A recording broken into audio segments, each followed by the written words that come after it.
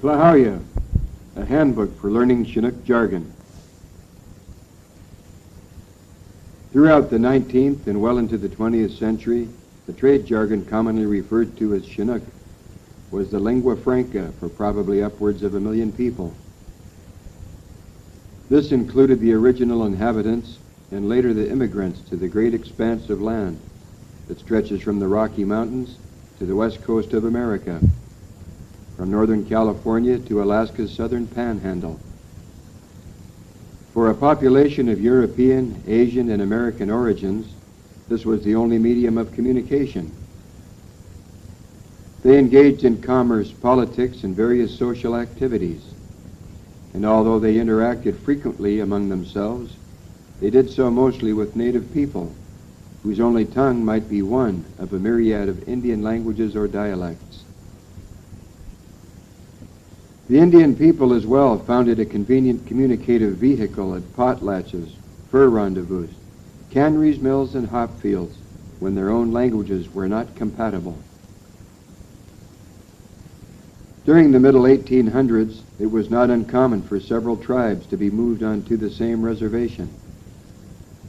As a result, Chinook jargon became the language of the community at large.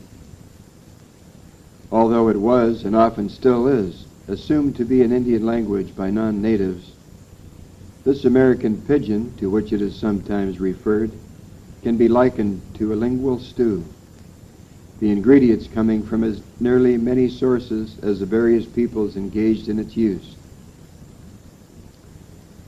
The bulk of words in the glossary, while wearing the scars of evolution, have their roots in the speech of the Chinook people that resided at the mouth of the Columbia River. French-Canadian trappers employed by the Hudson Bay Company in the early days made a large contribution, as did speakers of English. A few Nootka, Salish, Kalapuyan, Wasco, and even Ojibwe words were added as seasoning. The question of the existence of a trade jargon on the northwest coast of America prior to European contact may always be an issue. Nevertheless, Chinook jargon, as we know it today, evolved over many years and is experiencing change even now in the twilight of its years. While having some consistency throughout the area of its use, there have been regional differences.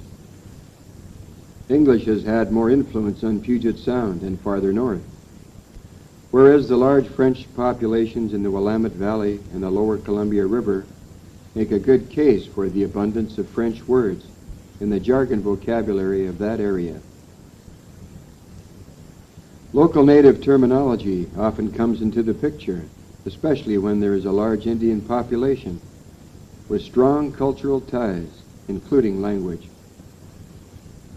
A well-traveled person in the old days, whether white or native, probably had an extended vocabulary, giving him more options with which to make himself understood. Over the years, several people have authored dictionaries which offered the Chi-Chaco, or newcomer, a foot in the proverbial verbal door of whomever he might come in contact with. The fundamental word list found in such publications as that of Gibbs, 1863, or Gill's often reprinted editions, the last in 1909, for instance, can be readily assimilated. These do not represent the only resource material, but they do provide one with a good basic vocabulary. Some of the dictionaries have included extended phrase lists, many parts of which seem to have been taken out of context. Although intended to be instructional, they tend to confuse the student. It is best to learn how to form phrases to fit given situations. Every author has used spelling which seemed the most appropriate. The spelling in this booklet has been arrived at in the same way, the combination of many formats, with some innovation, hopefully making learning easier for the student. Also included are a few tips designed to help structure thoughts for speaking coherent jargon.